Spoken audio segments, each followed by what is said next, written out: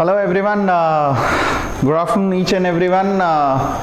Hope you are well and good. This is Suraj Prakash Singh, Assistant Professor, School of Management Sciences, Varanasi. Welcomes you again to the video series on various topics related to finance, accounting and mass communication and marketing also. We have already covered many of the concepts relating to the banking and financial services and financial management and business finance.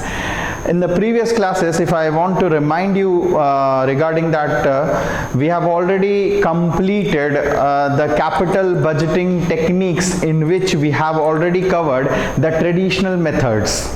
Today we are going to discuss the modern techniques which are being applied in the capital budgeting decisions in a day-to-day scenario. तो चलते हैं, आगे बढ़ते हैं, capital budgeting decision को आज जैसे भी इसको कंप्लीट करके वाइंड अप करेंगे. So let's go together regarding this one when we are focusing on right. So let's when we are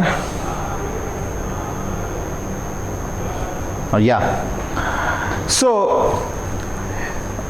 just to remind you all, the capital budgeting decisions are what? The decisions which have got a long-term benefits or the benefits derived for long-term benefits.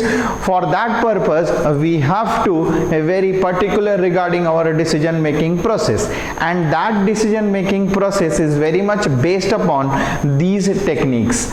What are the techniques? It is already covered. It has covered 6 type of techniques, in which it has been again classified into traditional and modern. We have covered the traditional techniques, in which the present value or the time value of money concept is not been included. But today we will discuss the modern techniques which will include the time value of money concept. So सबसे पहले, जाने से पहले, on these type of techniques we must know what the time value of money is. Clear? So एक बहुत छोटे से example के साथ आपको मैं बताना चाहता हूँ कि suppose you have got 10,000 of rupees with you, and definitely you want to invest that 10,000, and any person who has got that money and want to invest in something will have got an interest that it should get more than 10,000. कहने का मतलब कि 10,000 रुपए किसी के पास है, वो कोई भी इंसान हो, वो चाहेगा कि मैं जहां इन्वेस्ट करूं उसका एटलीस्ट मुझे 10,001 रुपए तो मिले, मतलब ज्यादा ही मिले. क्लियर? वो ज्यादा मिले आज के दिन में सोचना. फिर से सुनिएगा कि वो ज्यादा जो मिलना है, लेट्स से he thinks that he would get 10,000 के लिए उसको 12,000 मिलेगा विद इन 5 years. वो क्या सोचा कि मेरे पास 10,000 रुपए हैं, मैं 5 साल के लिए इन्वेस्ट करूंगा, और वो 5 साल बाद उसे वो पैसे 12,000 रुपए मिलेंगे. वो क्या सोचा? आज के दिन सोचा. आज के दिन उसे पता चला कि मुझे 12,000 रुपए मिलने वाले हैं. तो जाहिर सी बात है, कोई गणित, कोई कैलकुलेशन, कोई risking factor, some of the determining factors would have been there. On that factors basis only he had taken or he has taken a decision to invest that 10,000. वही फैक्टर को हम प्रेजेंट वैल्यू फैक्टर कहते हैं.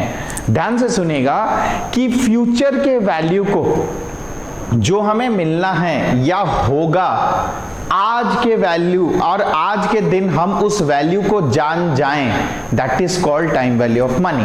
That means what? Knowing the future in the present instance comes in the part of time value of money, और knowing the future value in the present, then it becomes a time value of money concept. तो जाए इसके पीछे कोई ना कोई एक technical thing होती है, जिसको हम जब एनपीवी पढ़ेंगे तो हम चेकआउट करेंगे what are that present value. पहली बात तो ये. दूसरी बात, you must know everyone that in order to get a present value we need a discounting factor. हमें डिस्काउंटिंग फैक्टर की जरूरत पड़ती है.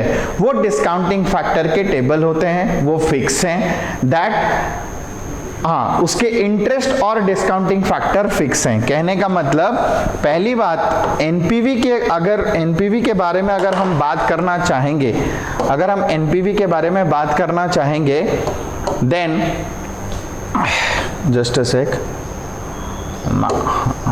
ना एनपीवी के बारे में अगर हम बात करना चाहेंगे तो इसका कहने का मतलब प्रेजेंट वैल्यू ऑफ फ्यूचर, मैं बोल सकता हूं फ्यूचर का जो वैल्यू है वो प्रेजेंट में जानना, it's called a present value. It depends on a discounting factor, ये सबसे बड़ा इंपॉर्टेंट है डिस्काउंटिंग फैक्टर, मतलब इसको ही गठ जोड़ करा करके ही ये वैल्यूज को मल्टीप्लाई करने के बाद ही हमें फेस वैल्यूज मिलेगी। So this is fixed and it is being shown in the table itself, ये हमेशा टेबल में दिखता है। इसमें आपको क्या दिखेगा, year and percentage of discount rate, ये डिस्काउंट रेट आपको पहले से क्लियरली दिखेगा। जब हम फिगर आउट करेंगे, जब हम एग्जाम्पल सॉल्व करेंगे तो ऑटोमेटिकली आपको क्लियर हो जाएगा। सो मेरे कहने का मतलब net present value, when we are discussing the net present value method, it includes the time value of money concept। पहली बात चलते हैं, देखिए उसमें क्या लिखा है, it is defined as the immediate change in the wealth of the company due to acceptance of a particular project. NPV shows what, it tells that जैसे ही हम प्रोजेक्ट को एक्सेप्ट करते हैं तो वेल्थ में क्या इफेक्टिविटी पड़ती है, that means the total wealth of the company, अगर वेल्थ ऑफ द कंपनी 10,000 रुपए है और हम एनपीवी के द्वारा किसी प्रोजेक्ट को एक्सेप्ट करते हैं, क्या वो 10 से 11 हुआ, क्या वो 10 से 9 हो गया। So that immediate effect whether it is increased और decreased wealth in the increased value in the wealth of the company denotes NPV. It is an unrealised amount, unrealised मतलब ये एक एज्यूम्ड अमाउंट है, राइट, इसे हम realise नहीं करते हैं, we have to find this amount कि हाँ ये फिगर मिल सकता है, इसके बेसिस पर ही हम अपना आंसर देते हैं, how to go that one. Net present value is one of the modern methods for evaluating the project proposal. ध्यान रखिएगा इसका फॉर्मूला क्या है, जब हम फॉर्मूले पे आएंगे, just a sec, there is some technical issue।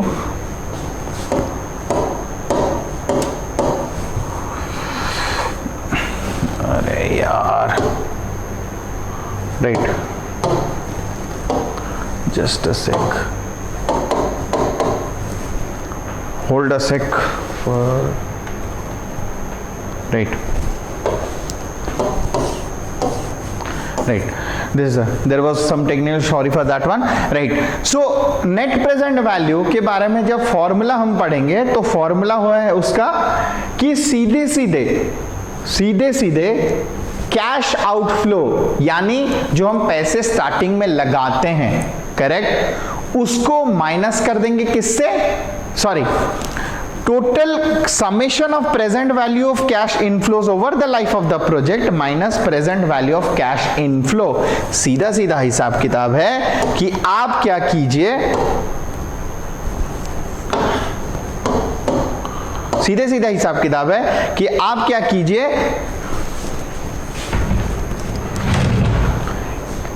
Present value of cash inflows, यानी इनफ्लो जो होगा उसका प्रेजेंट वैल्यू निकालिए और उसको माइनस कर दीजिए कैश आउटफ्लो से।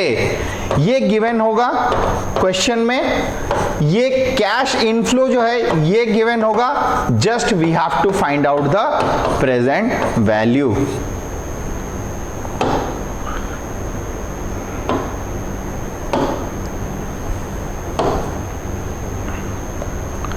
Just we have to find out the present value। This is the just we have to find out this present value. वो कैसे करेंगे कैसे नहीं. Now what is the evaluation criteria here. If the NPV is greater than 0 accept the project. If the NPV is smaller than 0 reject the project. And if it is equal to that one then you just remain unstable. now इसके merits demerits हम पढ़ेंगे after being showing the example with you. तो चलते हैं अपने black board की ओर, तो आपको पिक्चर ज्यादा क्लियर दिखेगा. so let's start with this one that is called net present value method.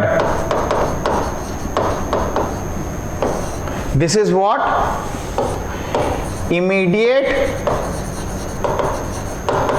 change in the wealth of the company.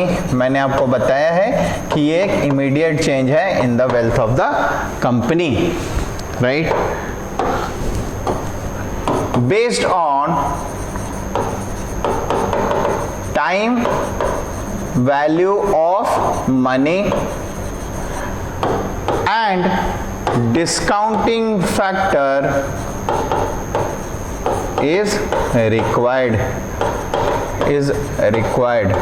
ये ध्यान रखिएगा. Correct. Discounting factor is required. Clear. Now come to the formula. What is the formula here. Formula कुछ नहीं करना है. Summation of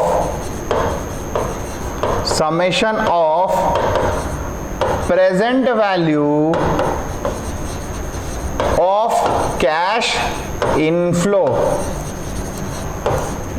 summation of present value of cash inflow minus cash outflow. ये उसका criteria है. ठीक है, आप इसको माइनस कीजिए, आपको पता चल जाएगा. Now what is the evaluation criteria. तो इसके बेसिस को और एक चीज उससे जानने से पहले, right, we all know that this cash inflow will be given. This cash inflow will be given in the question. Given in the question. This will be given in the question. What else? The discounting rate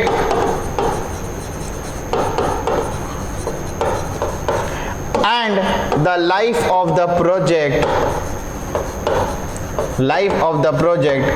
all will be given in the question. मतलब आपके question में क्या क्या दिया रहेगा. Cash inflows दिए रहेंगे, cash outflow दिया रहेगा, डिस्काउंटिंग रेट दिया रहेगा, लाइफ ऑफ द प्रोजेक्ट दिया रहेगा.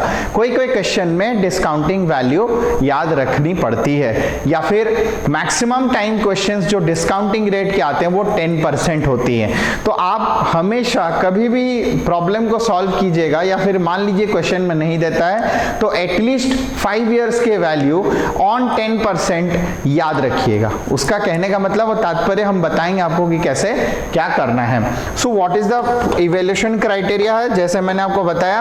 What is that. If the NPV यानी ये इज ग्रेटर देन 0, यानी ये एक पॉजिटिव वैल्यू देगा. कहने का मतलब इसको जब इससे माइनस करेंगे, अगर ये पॉजिटिव वैल्यू देगा, जस्ट एक्सेप्ट द प्रोजेक्ट. अगर एनपीवी स्मॉलर होगा और एक नेगेटिव वैल्यू देगा, देन रिजेक्ट द प्रोजेक्ट. और एनपीवी जब इक्वल होगा 0 के साथ, then you remain stable. You just remain stable. ये उसका क्राइटेरिया है, पूरा पिक्चर ये है उसका.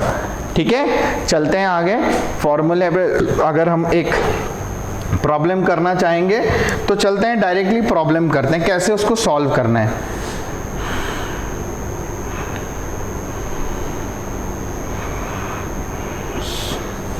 सपोज क्वेश्चन में चलते हैं. Suppose this is the question and given. Suppose this is the question and given there are two projects two projects A and B, two projects A and B, ठीक है, जिसका cash outflow is given, A का कितना दिया है, late से वो दिया है 10,000 रुपए,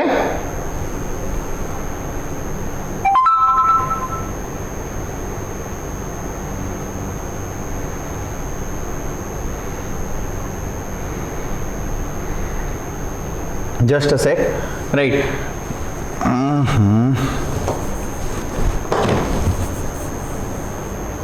राइट, टू प्रोजेक्ट जिसका सेम कैश आउटफ्लो दिया है, what is that, the cash outflow is 10,000,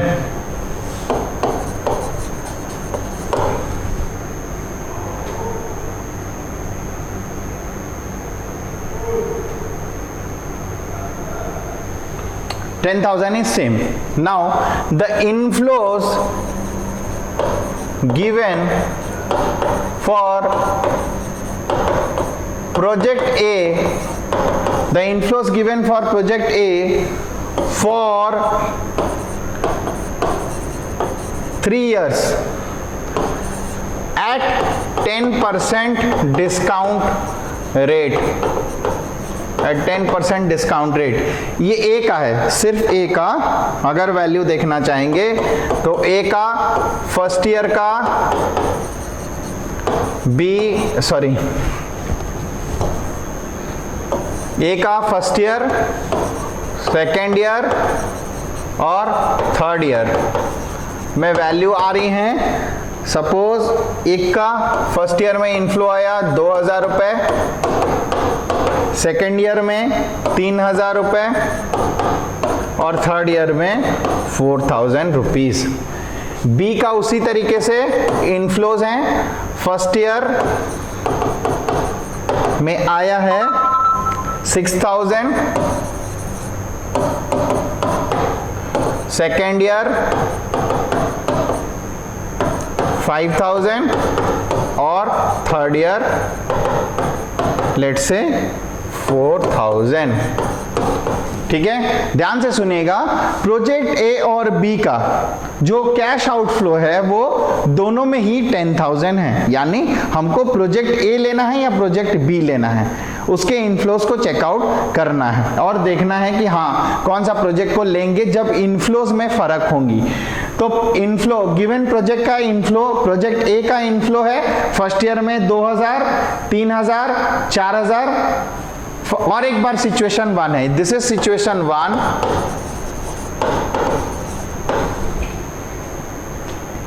this is situation 1 and this is situation 2, जब इनफ्लो इतने इतने आ रहे हैं। ठीक है, आप देख सकते हैं 10% डिस्काउंट रेट। हाँ, now what is this discount rate, this is to be given from present value chart, या फिर 10% का फिगर लेट्स से ये भी गिवन है विच इज 0.901 फर्स्ट ईयर के लिए, देन 0.826 सेकेंड ईयर के लिए और थर्ड ईयर के लिए 0.751। मैं कभी आपको नेक्स्ट क्लास में आपको दिखाऊंगा कि चार्ट कैसे शो किया जाता है, चार्ट कैसे चेकआउट किया जाता है। सो चलते हैं डायरेक्टली दोनों के फिगर आउट निकालने में कि दोनों कैसे परफॉर्म कर रहे हैं। राइट, प्रोजेक्ट ए आपको क्या करना है, प्रोजेक्ट ए में आपको क्या करना है, कुछ नहीं करना है, यहां पर ईयर, यहां पर कैश इनफ्लो लिखना है, दिस इज 1, कैश इनफ्लो लिखना है, यहां पर present value factor, this is present value factor and this one is the present value of cash inflow, this is 3, that is 1 into 2 is equal to 3, यानी column 1 को जब हम matchup करेंगे तो 1 इंटू 2 करेंगे तो 3 निकलेगा। क्लियर है? Present value. So year 1, year 2, year 3 देख लीजिए कैश इनफ्लो कितना है, 2000 रुपए, दूसरे में 3000 रुपए, प्रोजेक्ट ए का बात कर रहे हैं हम, और तीसरा है 4000 रुपए।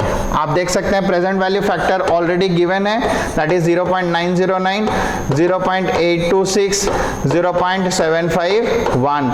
इसको सीधे सीधे मल्टीप्लाई कर दीजिए, ये कितना मिलेगा, इसका समेशन वैल्यू।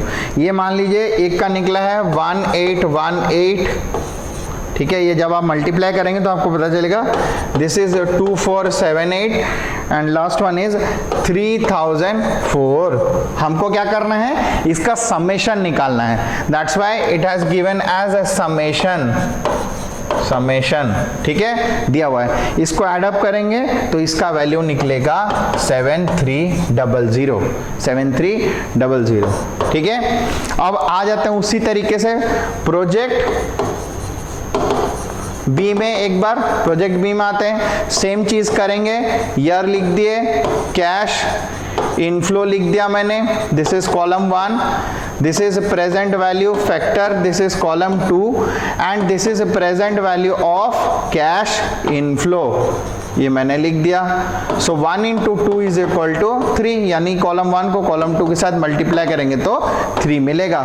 वैसे ही 1 2 3, देखिए आप फिगर देखिए, अगर हम इनफ्लो को चेंज कर देते हैं तो ये मिलता है, let's say this is all assume figure, ये मत सोचिएगा कि ये कंफर्म फिगर है, these are all assume figure, ये सब एज्यूम फिगर किया गया है, ठीक है, आपको बताने के लिए कि कैसे करना है।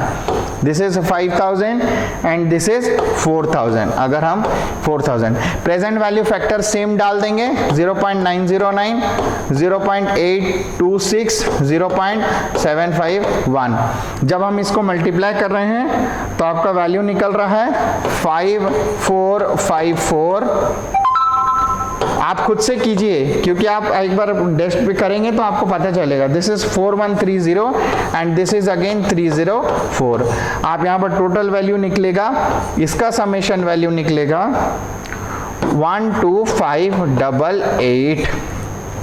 अब देख लीजिए, ठीक है, आप देखिए सब कुछ समीकरण करने के बाद, सब कुछ पता करने के बाद आप देख सकते हैं कि प्रोजेक्ट ए में अगर हम इनफ्लो ऐसी वाली लेते हैं तो 7300 उसकी वैल्यू निकल रही है, किसकी, present value of cash inflows की। अगर हम present value of cash inflow project B की लेते हैं तो वो निकलता है 12588। ध्यान रखिएगा कि अब हम इसमें बोला गया है,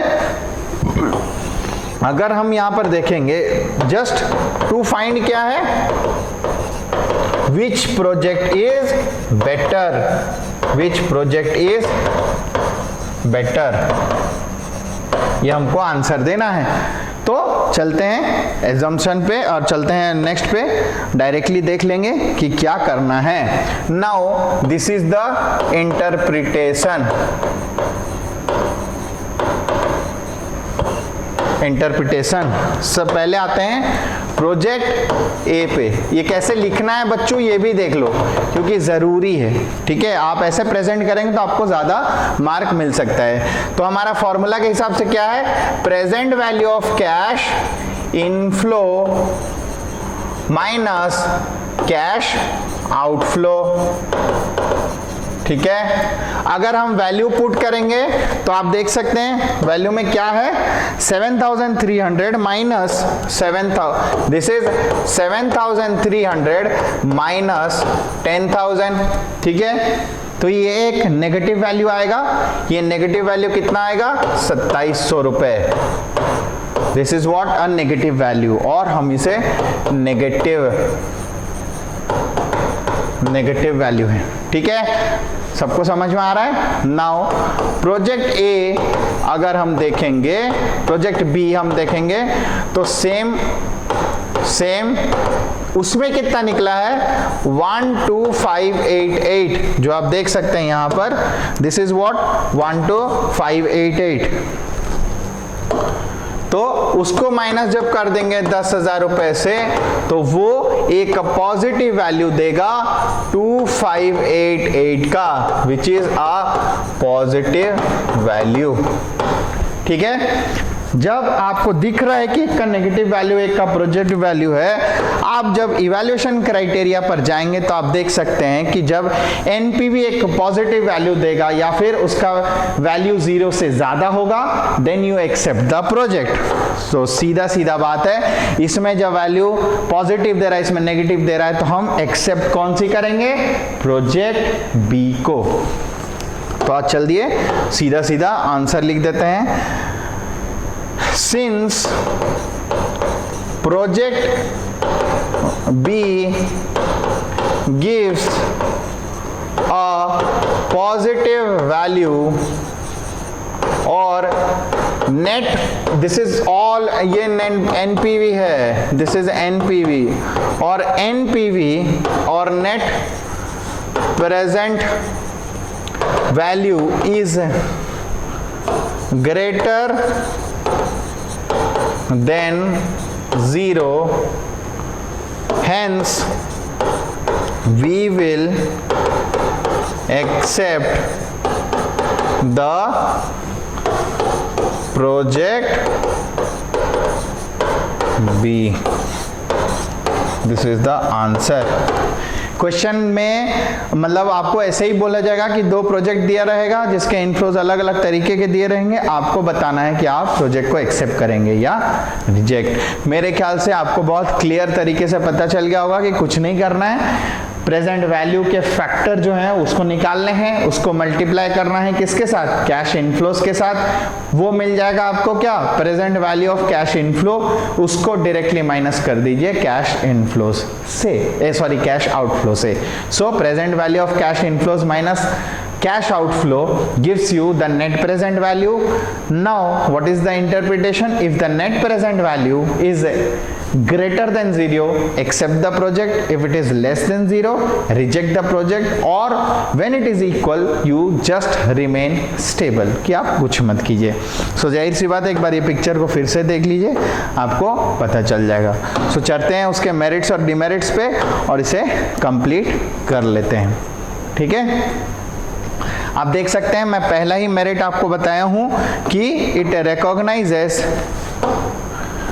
मैं आपको पहले ही मेरिट बताया हूं that it recognises the time value of money, consider the total benefits. यहाँ भी टोटल बेनिफिट्स को कंसिडर किया गया। टोटल बेनिफिट्स यानी प्रॉफिटेबिलिटी, बैलेंस शीट पोजीशन, हर एक चीज को तौर तरीके से देखा गया। It is best for selecting mutual exclusive project, मतलब जो बहुत बड़े बड़े प्रोजेक्ट रहते हैं और एक्सक्लूसिवली फॉर दैट, मतलब वो बहुत स्पेसिफिक होते हैं, स्पेसिफाइड होते हैं, उन्हीं सब प्रोजेक्ट्स के लिए बेस्ट है। It achieves the maximization of wealth, मतलब वेल्थ मैक्सिमाइजेशन यहाँ पर होती है, यानी face value of the share increase होने के चांसेस बहुत ज्यादा होते हैं। यहाँ डिफिकल्ट टू अंडरस्टैंड, जाहिर सी बात है, प्रेजेंट वैल्यू फैक्टर निकालना, उसके वैल्यू को निकालना, सही तरीके से निकालना, ये एक बड़ा इश्यू हो सकता है। And we are multiplying that one, if you are multiplying and getting some mistakes on that one, you will not be able to get the answers correctly. Discounting factor is always a need, yes discounting factor तो जरूरत रहेगा ही रहेगा, और बता ही नहीं पाएंगे कि हाँ वो सही है भी कि नहीं है। Not suitable for small projects, as I have already told you, this is exclusively for selected projects, it is not suitable for small projects. Last but not the least, difficult in arriving relative figure of cash outflow. जो cash outflow है उसके relative figure, हमारे पास जो है वो absolute figure है, वो figure पूरा परफेक्ट है। रिलेटिव फिगर क्या होते हैं? वर्चुअल एजम्पशन वाले फिगर, वो हमारे पास नहीं है। सो it is very difficult to arrive on this one. So automatically this completes your net present value method, which is very much important in terms of examination.